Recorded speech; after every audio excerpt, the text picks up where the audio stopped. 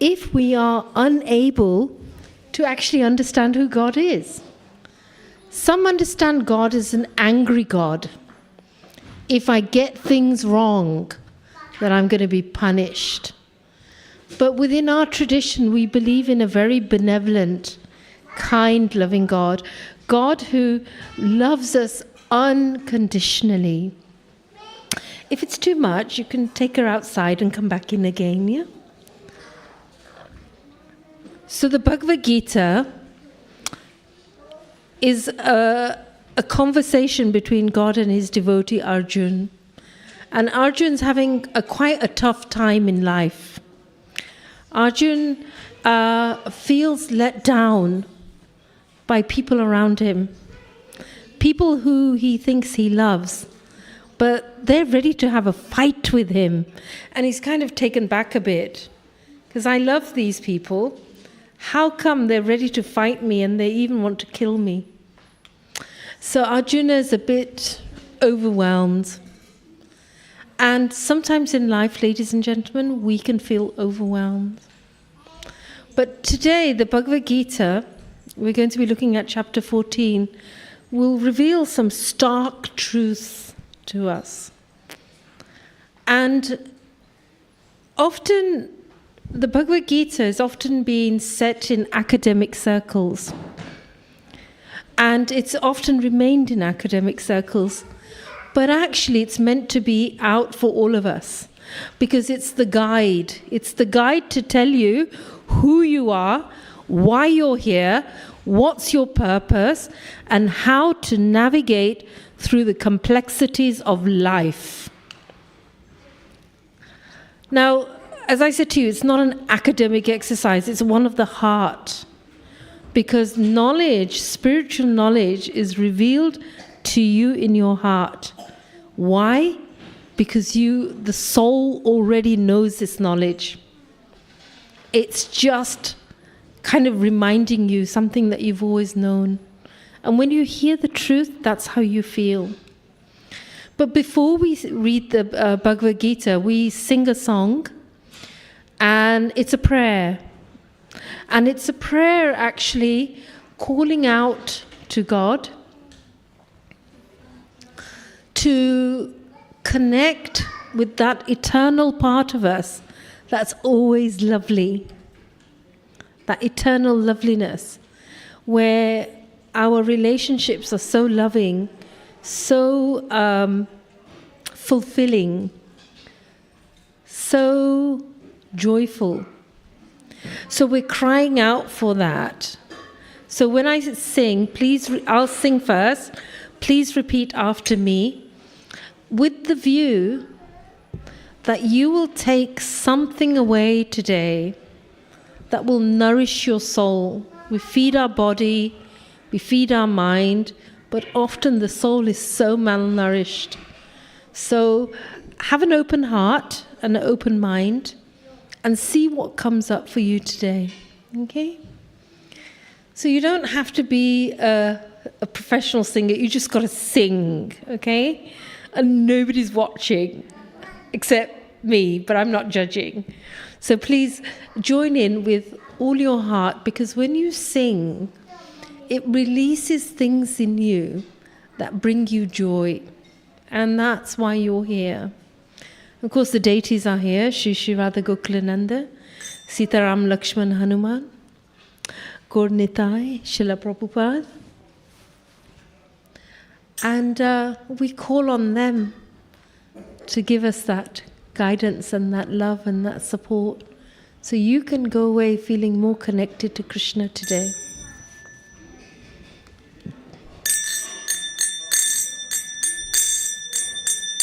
Jaya Radha Madhava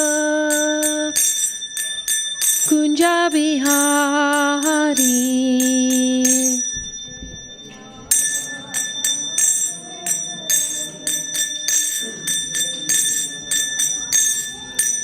Good, louder, yeah? Jaya Radha Madhava Kunja Bihari.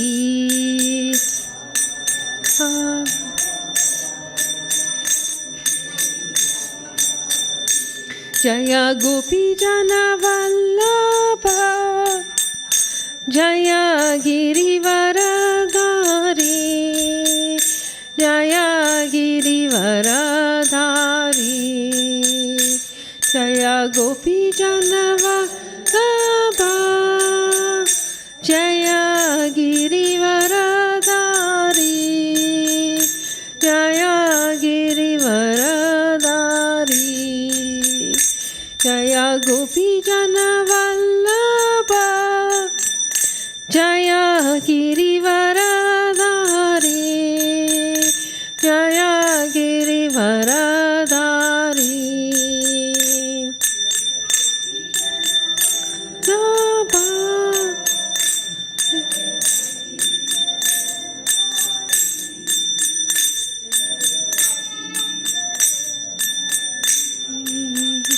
Jaya Yasodhanandana, Jaya Brajjana Ranjana, Jaya Brajjana Ranjana, Jaya Yasodhanandana, Jaya Brajjana Ranjana, Jaya Brajjana Ranjana, Jaya Yasodhanandana, Jaya Brajjana Ranjana, Jaya Brajjana Ranjana, Jaya Yasodhanandana, Jaya Brajjana Ranjana, Jaya Brajjana Ranjana.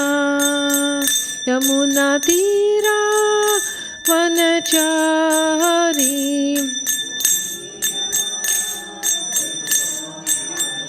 Yamuna Tira Vanachari,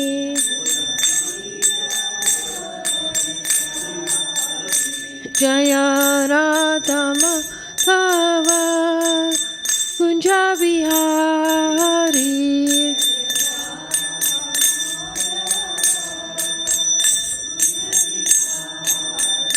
Jaya Radha Madhava Kunja Bihari.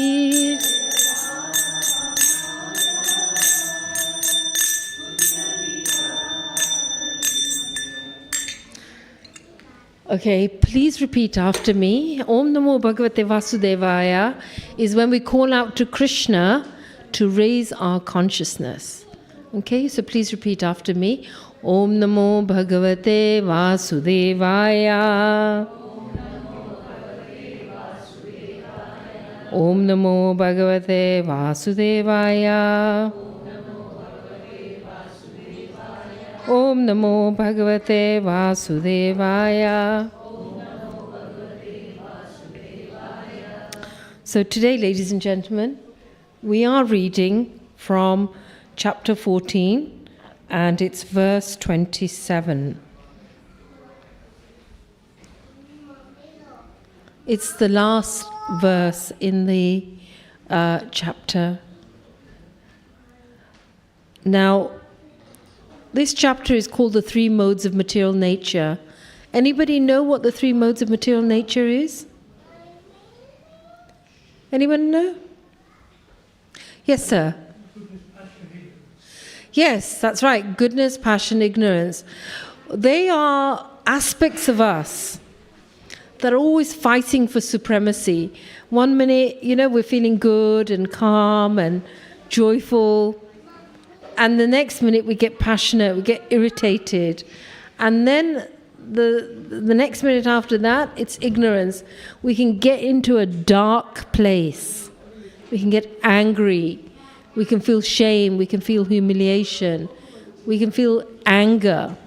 So, our mind is dealing with all these onslaughts of thoughts and feelings that are coming to us. And we often think, I'm going to really try and control it. I'm not going to lose my, temper. I'm going to really keep cool. And then something happens and you get, there's an issue or something happens, next thing you know, you don't know where the anger came from and it flares out. So the modes are aspects of us. The gun, sometimes you hear the word gun or guna. They are aspects of us that prevail the whole universe. You can walk into a place and feel so much peace and love and, a sense of calmness. And then you can walk into another place and feel there's a sense of agitation. You can walk into another place and you get a vibe, and you don't know why you get the vibe, but you don't feel comfortable. This is because we are interacting. These battles are going on within us, but they're going on in other people and also the environment. The way we overcome them, which are almost impossible to overcome, is by chanting, reading the Bhagavad Gita, having good association, being aware. Because material problems cannot be solved by material solutions, ladies and gentlemen. That's what the world often deals with. I've got an issue here and I'll use a material response or an answer. But the wise say that you can resolve all issues from a spiritual perspective. So the gunas, Lord Krishna is explaining to Arjuna that they pervade in the whole of Brahman. Brahman is the universe. And so when we understand about gunas, we begin to understand a bit more about ourselves. Anybody would like to expand on gunas? Would you like to say anything? What do you understand about gunas?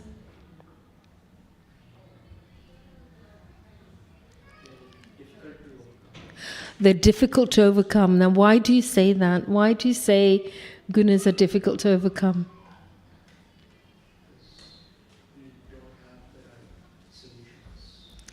Okay, we don't have the right solutions.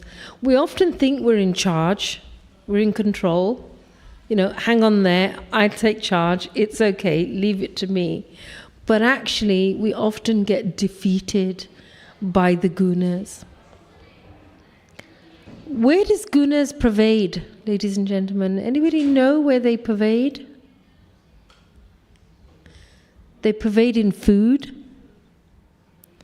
Yeah, I'm not here to tell you how you should eat, but gunas pervade in food.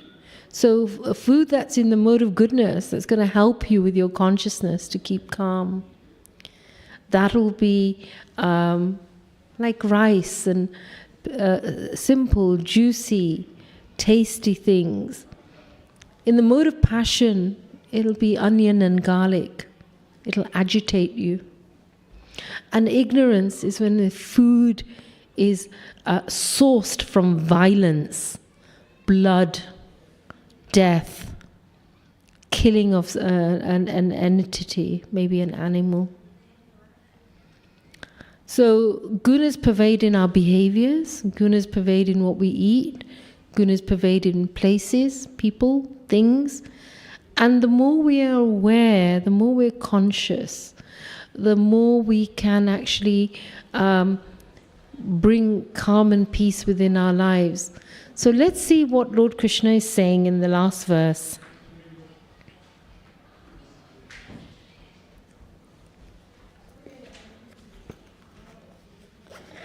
I have a feeling it's up there, so let me just check.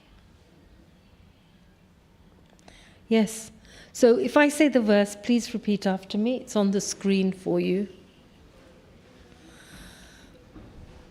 Did we do Om Namo Bhagavate Vasudevaya? You did. Okay, thank you. Brahmano hi pratishtitam amritashvasya yashatsacha. It's a mouthful.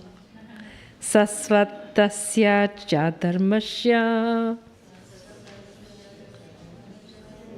Sukasya ki kanti kashayaja. Let me break it down for you, ladies and gentlemen. Repeat after me. Brahmana of the impersonal Brahma Jyoti. Please repeat after me. Brahmana of the impersonal Brahma Jyoti. He, certainly. Pratistha, the rest. Aham, I am. Ladies and gentlemen, there's so many of you and there's one of me. Please be a bit louder.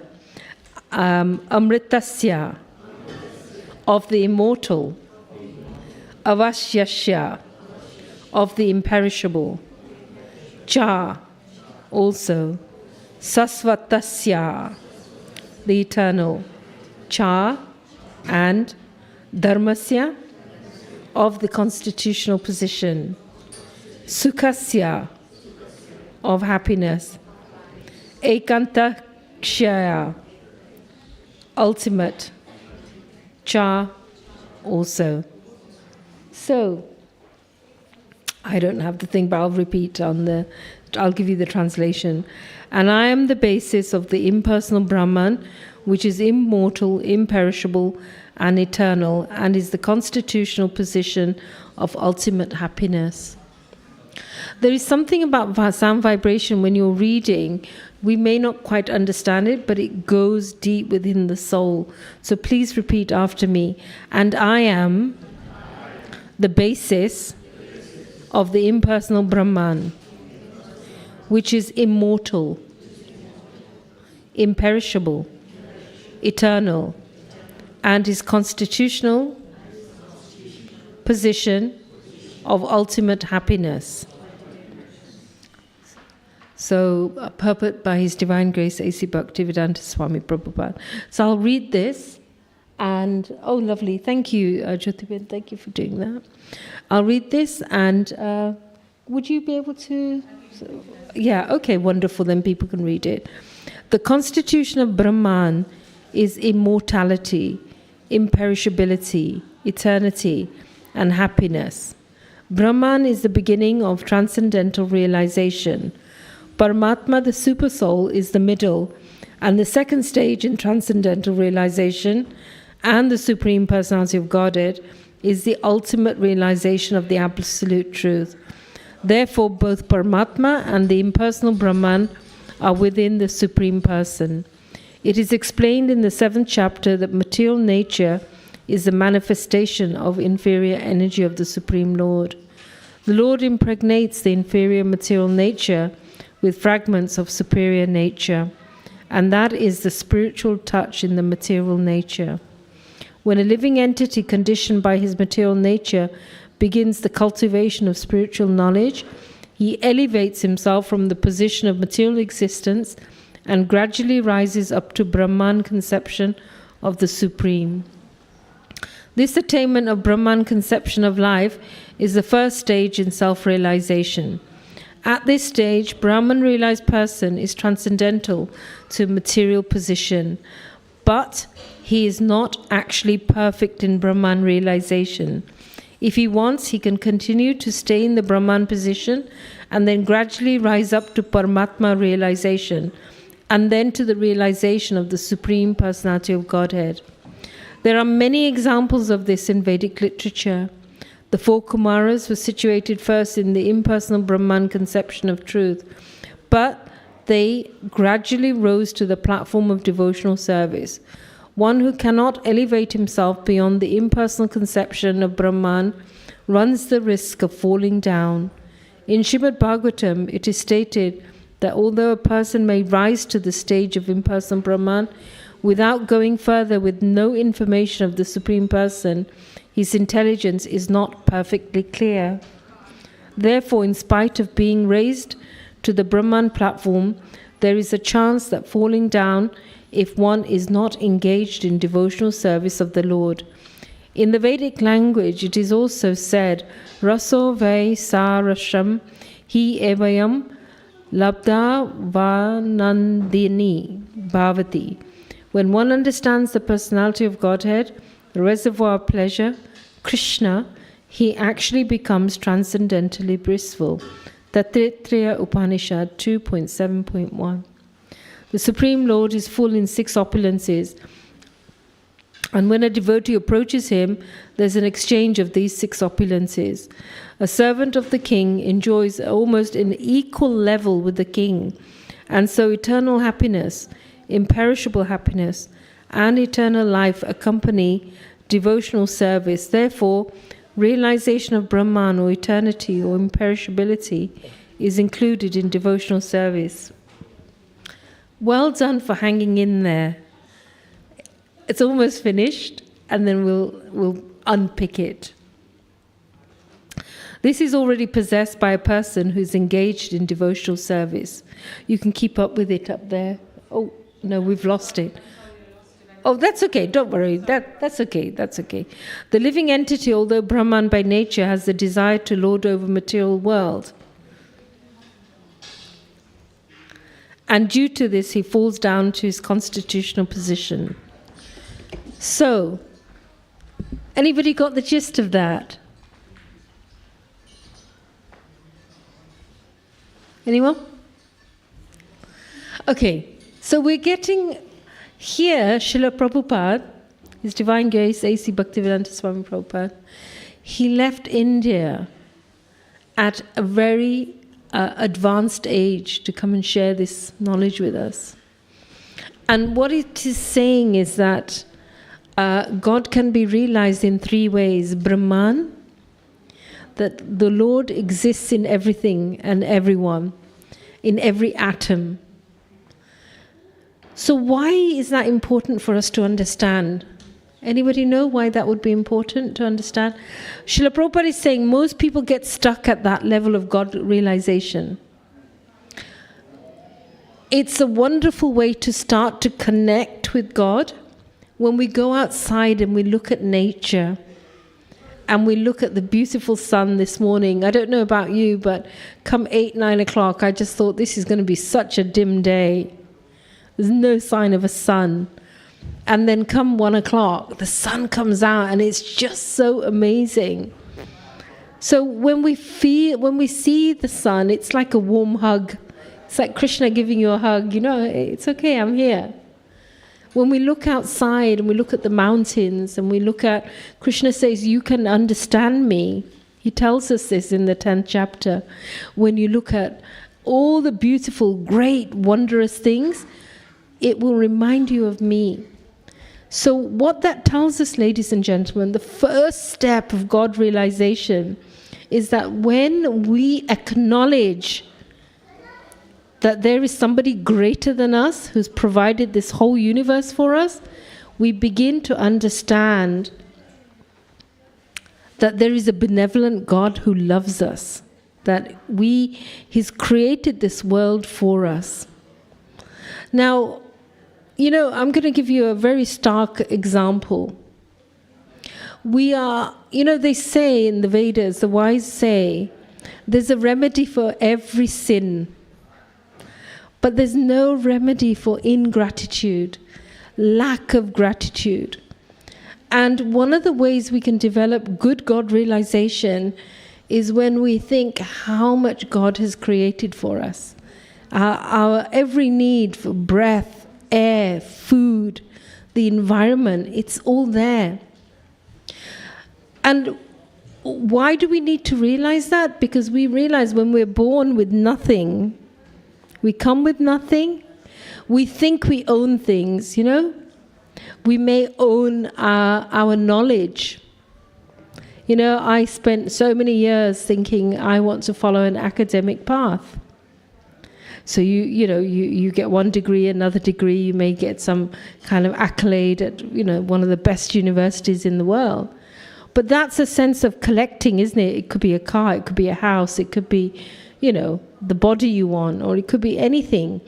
But we spend so much time and energy, and yet when we die, we leave it behind. But who is that great energy? Who is that great person who's created this world, who we think we own, that we have this sense of such self-importance, Actually, we realize that when we look at something good and great, we realize how sometimes how insignificant, inconsequential we are. That's not a bad thing. It's not about low self-esteem, but it's actually acknowledging that there's something great. So when we have a grateful heart, ladies and gentlemen, that begins to open up our consciousness. So as I said to you, I'm going to share a very stark example.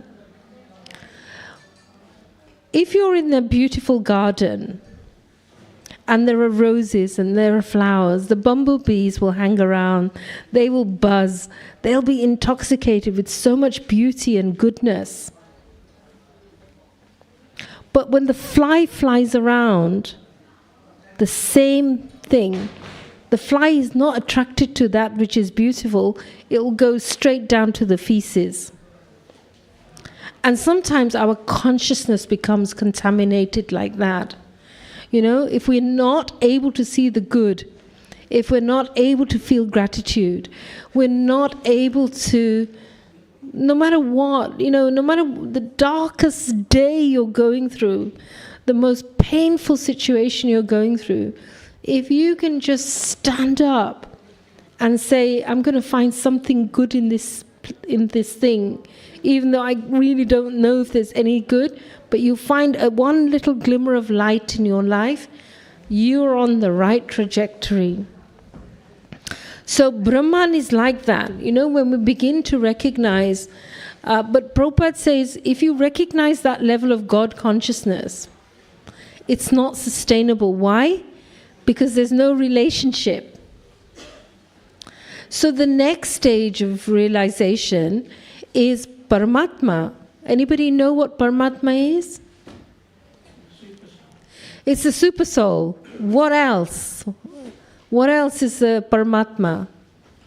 Anybody know? It is that part of you, ladies and gentlemen, that is the most eternal, lovely self of you. It is pure. It is only goodness. There is a part of you that Krishna says in the Bhagavad Gita, it can never be destroyed. It can never be cut. There is so much goodness in you. And so when we can see that, and the super soul resides with us, the Paramatma. So, you know, lifetime after lifetime we've taken birth, but we're never on our own. We're never on our own. And you know how we know that we're not on our own? When we have that, you know, that quiet, loving guidance. It's not forceful like the mind, do this and don't do that and beware. But it's a soft, loving voice. Shri Radha Gokulananda, Sitaram Lakshman Hanuman, Govinda Srila Prabhupada Ki Jai. The curtains, ladies and gentlemen, will open at 7 o'clock for Aarti. So God is traveling with us. He's witnessing every decision we make, every thought we have, every action we take. So He's within us, ladies and gentlemen. But what else is going on is He's in you.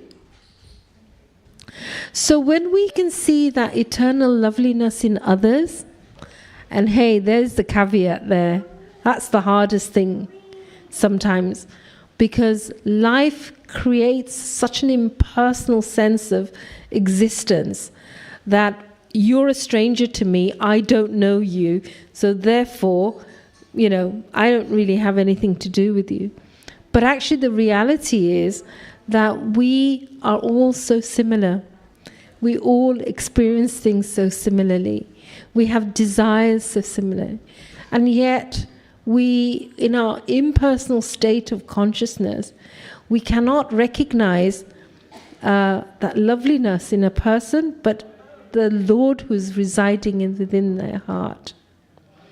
So if we want to begin to develop a relationship with the Lord, we start seeing the good in others. And it's going to be great to see good in others, people you like. But what about the people who challenge you? So here's the challenge. How do you see God present in people who might be making your life very difficult? It's a question to all of you. Any thoughts?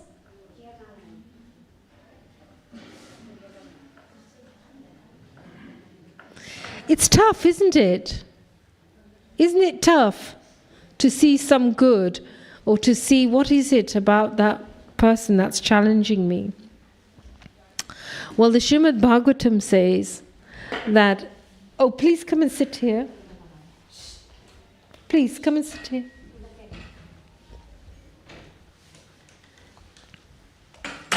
So the Srimad Bhagavatam tells us that every person who shows up, even the person who gives us a very difficult time, they are our teacher. At the lowest level, we will think we're a victim. So how can we see any good? How can we see God in somebody? Because we think that person is a perpetrator.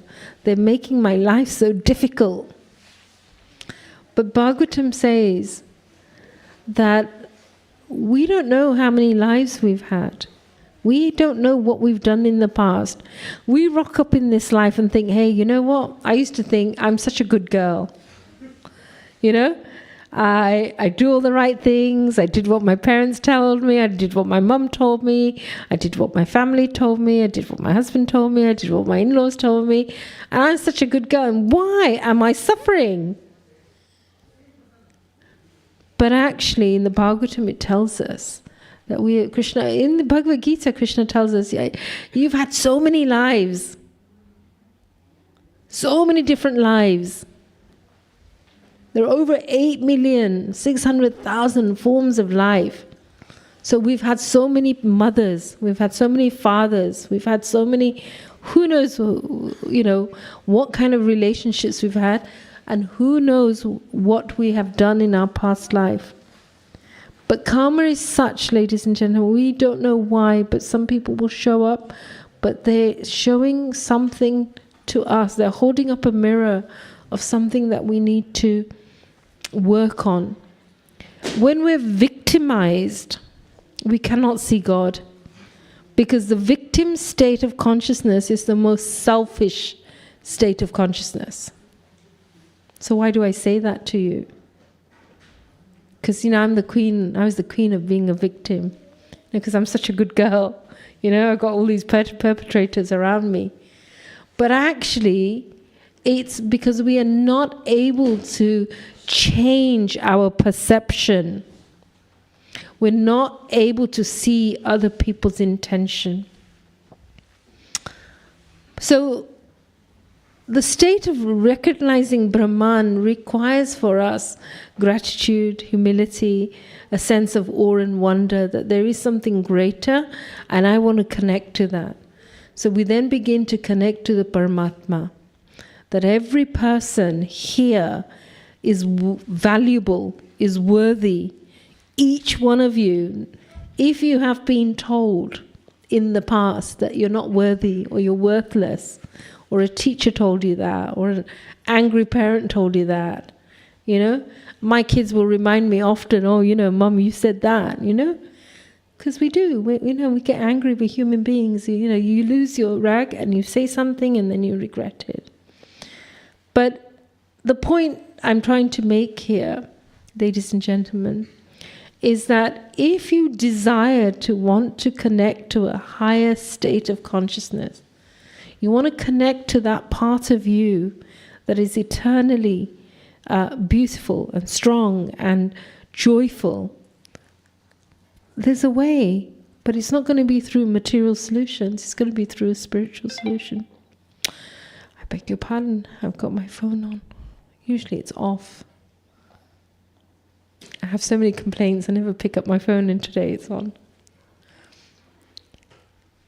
So then Prabhupada said in the purport that the third realization, and that's the sustainable one, the spiritual realization that's sustainable is when we see God in the form of the deity. Through his mercy, he shows himself as a deity. But if we begin to understand and read the Bhagavad Gita, read the Srimad Bhagavatam, we then realize God is a person. In some traditions, there's a sense that God is old and angry and he'll punish me. But within our tradition, God is eternally young and youthful and funny and joyful and happy. And that's how he wants us to be. So when we have this desire to understand, okay, who is Krishna? And why is Krishna even, he's the Supreme Lord, he's the Supreme God. Why on earth is he rocking up to drive a chariot for Arjuna? God is taking a submissive position. When we begin to realize that he actually loves us so much that we can't even comprehend how much he loves us, that he is willing to come and serve us. So what is required from us? The desire. My dear sweet Lord, I want to get to know you. There are sages. There are people from time immemorial, from centuries, poets who've written about the glories of the Lord. In the Madhurastakam, one of the great sages describes the Lord is so sweet, the Lord's voice is sweet, the Lord's character is sweet, the Lord's smile is sweet, the Lord's actions are sweet. And that's what you want to connect with, ladies and gentlemen, a God who is benevolent, who loves you. And when we understand that, because sometimes we think, I've made a lot of mistakes, I'm not a very lovable person. Or you get to a certain stage and you think, I'm so grumpy, particularly in the winter. I know I get really grumpy. But actually, if we really want to connect to a relationship that will never let you down, because in the material world, we think we're probably more perfect than others. So what happens? We start seeing faults in others. And we start seeing faults in others, we get irritated, get disappointed, feel let down. You didn't show up for me. You could have done that for me. So then that's the nature of the human spirit. It is always disappointed in one way or another. You can buy the best car in the world and you'll so want it. Once you've got it, I've got it. There's nothing else left. What else? So the nature of the mind is that it always is desiring. And we often desire things that are dead matter. That handbag, that shoes, whatever it is. Because we think we'll be more lovable. People will love me more. I'll be more popular. People will want to talk to me if I look right and I have the right things. But actually we are engaging with something that can't talk back to us, can't engage with us. So the wise sages say that if you really want to connect with Krishna, as in today's verse, the last verse of the 14th chapter, you have to overcome the gunas. Goodness, passion, ignorance. So, here's a self-check before Christmas. Am I eating the right foods that nourish me? Because we often, in the outside world, we often talk about foods that sustain the body. But according to the Bhagavad Gita, there are foods that sustain our consciousness. Am I eating foods derived from violence? That's tamagun. So then your consciousness will be dark and dull. You're not able to perceive the finer things in life, the subtle things. Am I consuming, alcohol? Alcohol cuts through your aura. it makes you more open and vulnerable to other living things that can attach to you? Or are you eating foods that are made so nicely and offered to God? Look, you've given me this. I'm thanking you. And it becomes completely purified of karmic reactions. So that's one thing. The second thing is, who are you hanging around with? Because apro sang or apro rang, whoever you're hanging out with, you got to review that. Is it elevating my consciousness, or do I feel drained? So that's gunas. You want to be able to see that. And you know what? The first person we have to evaluate is our own mind. Are you good company for yourself? What are you saying to yourself? We don't need other people to say abusive things when maybe we ourselves may be saying things to us, within. So gunas penetrates into food, as I said, people around you, yourself. And that requires deeper excavation. Am I a compassionate person? Am I forgiving?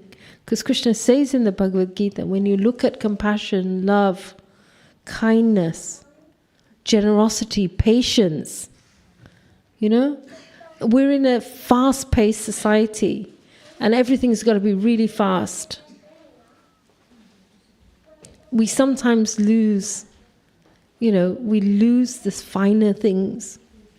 The other thing is, what's your home environment like? Because here the Bhagavad Gita is talking about gunas. Does your home life support your spiritual growth? And it means, again, do you have a sacred space in your home where you can go and just be with Krishna, read the Bhagavad Gita, say, dear Krishna, I want to get to know you. I know you're a God. Other people have experienced you. I want to get to know you. Look, if you want to start a relationship with somebody, you can't start a relationship with someone if you ignore them. So our relationship with God is like that. We have to want to get to know somebody and go, hey, I want to get to know you. Can you reveal yourself to me? And through our intuition, we will be guided in so many things. So many things within the universe will come together to conspire for you to feel supported and loved.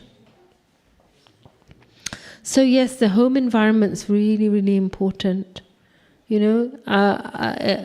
What kind of an environment am I creating within the home, within the work situation? Is it supporting my spiritual growth?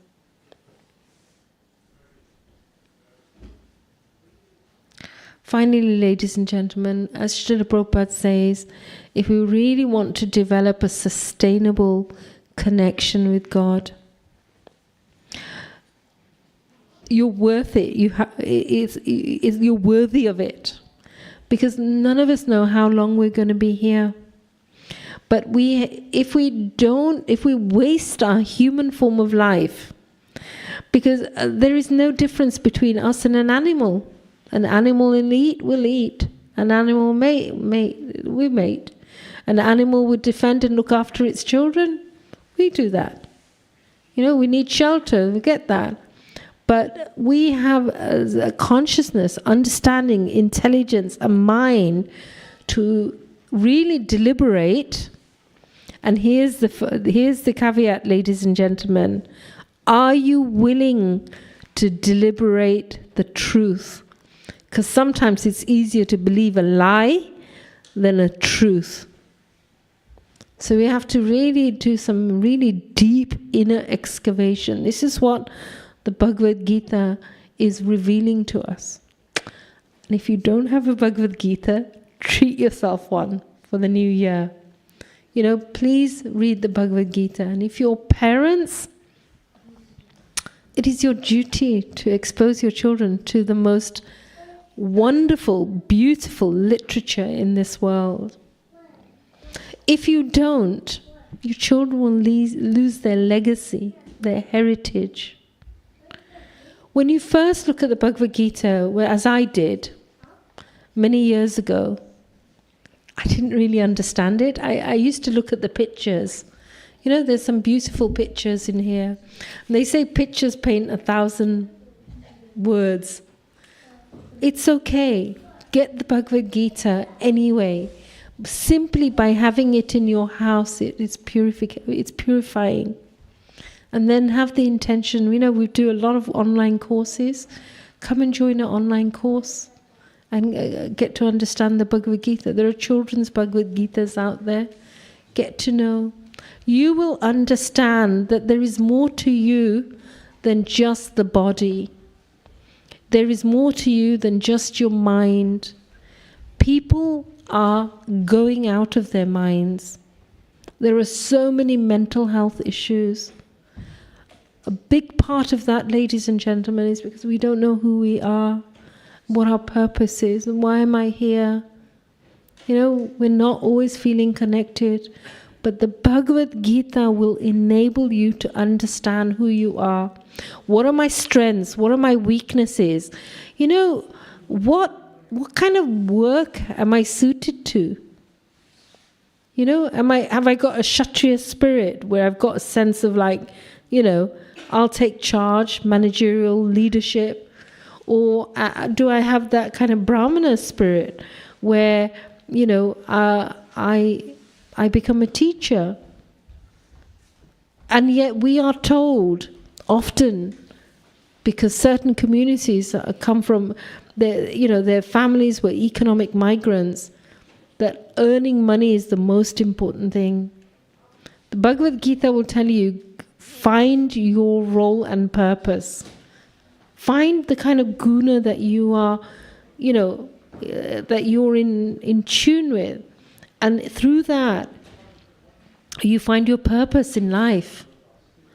The worst thing we can do is, often force our... I remember my son saying once, I used to say to him, well, look, you've got this gifted and talented label at school for IT, and you do these amazing things with IT, and you can be, a prodigy in IT. That's what his teachers were saying. But one day he said to me, Mum, it doesn't make my heart sing. So then I said, oh, right, well, that doesn't make your heart sing. What makes your heart sing? So we have to find what makes us happy. Not materially happy, but deep within, that we feel fulfilled. Not resentful, not having to wake up every day. The Bhagavad Gita is saying, do things that are suited to your consciousness. So I think I'm going to stop here. We covered the gunas today in this verse, in chapter 14, verse 27. We covered Brahman, how God pervades everywhere, how we can perceive God, and His benevolence through everything that is created for us. But this is a temporary place, ladies and gentlemen. We don't really belong here. We're experiencing birth, death, old age, disease, death, hypocrisy, quarreling, harsh speech. We're not so suited for this place. But there is a place we're suited to. But the point is, you have to choose that destination. And the Bhagavad Gita will give you that. And finally, we talked about recognizing gunas, our states of consciousness, and being more empowered in the choices that you make, whether it's food, whether it's lifestyle, whether it's your home, whether it's a choice of career or finding our purpose. But we have so much fear, ladies and gentlemen. I felt so much fear that if I don't do this job, then who's going to pay the bills? And then how are we going to survive? And you get into a rut where your sense of self just diminishes. But Bhagavad Gita says that shouldn't be the case. Finding your dharma, your duty, is a sense that you grow and you expand as a person and have a trajectory, a vision beyond this body. That when I die, my soul doesn't die. But the choices I'm making, am I going to end up in an animal body? or I'm going to end up in a human body or a plant body, or a body where I've put others through so much suffering that I will suffer, or am I going to use everything I have for the service of others? And this is what we see when Krishna is there driving the chariot. He is in service of, his devotee. And Krishna can be in our service. He just wants us to turn to him. So I implore you, please, try and search and find out about this Bhagavad Gita and who Krishna is, and start developing your relationship with him. We have 5 minutes for questions or comments. Anybody would like to ask a question? And every question's an important question, because somebody else might be thinking it as well. Well, I've stunned you all into silence. Just any question. Come on, you must have. Yes, my love. I always thought gunas were a positive thing. Yeah. But from what you've been talking about, it sounds almost like flaws in us. Would you say that's both? It's 3. It's sattvic. Sattvic is always positive, because sattvic is going to get you to that state of higher levels of consciousness. Yeah, sattvic consciousness is gratitude, love, generosity, patience, tolerance.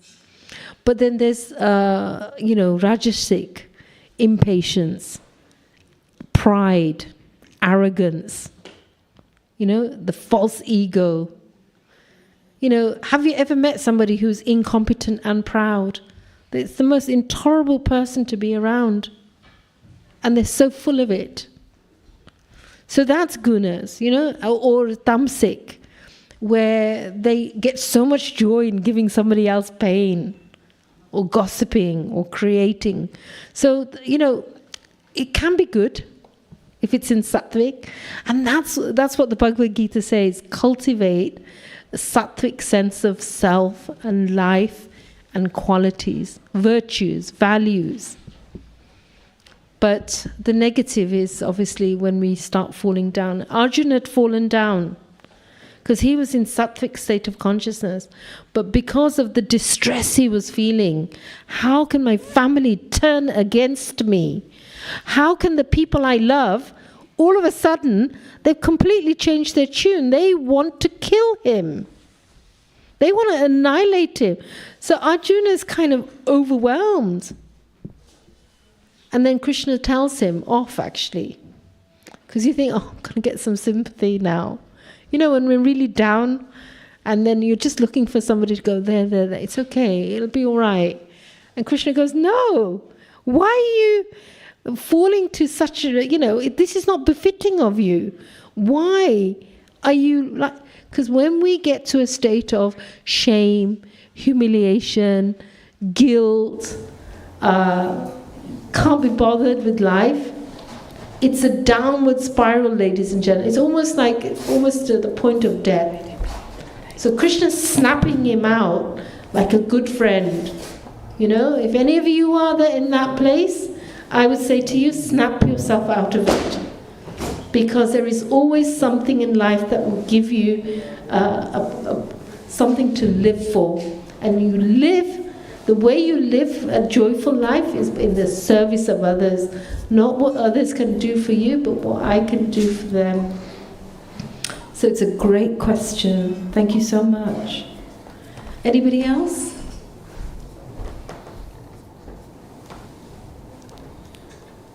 No?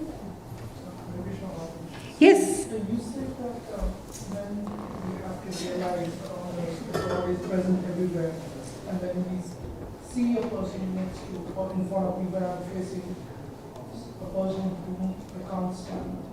Yeah. You can make, I would say. And, so you said that it's something that you need to learn. Yeah. It's something you can. So Yeah. Is it my perception that Yeah. the person is bad? And Yeah. is it something? Really good question, sir. When you're facing somebody who's a pain in the neck for you, as you said, right? There is something about them that's triggering you, their behavior, their attitude. So one of the ways you go is deep within your heart, and you go, where do I do that? Right? Genuinely, you ask yourself, where do I do that? Because if it's in us, it's gonna hook on to the other person. But when it's not in us, that same quality, when it's not in us, we won't be triggered by it. It'll just go over us. So sometimes, we'll stop now. Thank you. Shri Shri Radha Gokulananda, Sitaram Lakshman Hanuman, Gaur Nitai, Srila Prabhupada Ki Jai. Please stand up, Parthi.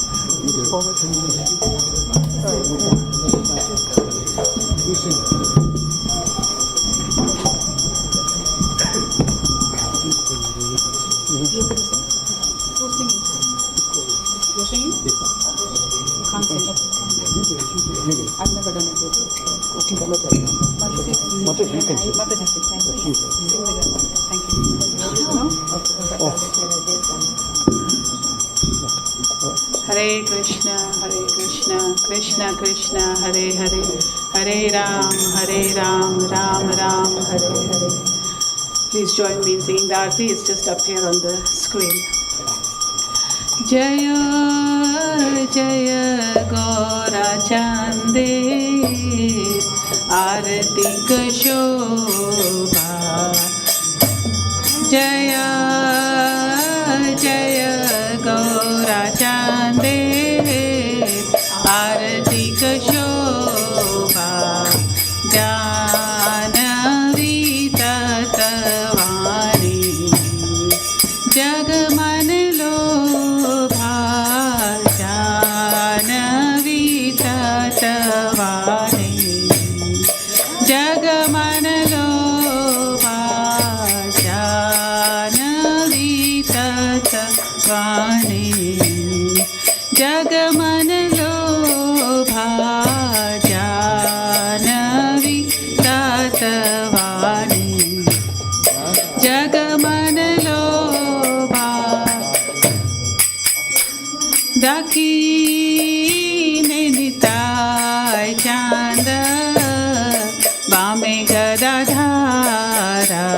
Dakine nitai chanda, Bame gadadhara. Nikate advaita shrini, Vas chhatradhara. Nikate advaita shrini, Vas chhatradhara. Nikate advaita shrini, Vas chhatradhara. Nikate advaita shrini, Vas chhatradhara. Bosi ache Gaurachan, Ratna Simhasane. Bosi ache Gaurachan, Ratna Simhasane. Aarti kore na Brahma, Adi Dev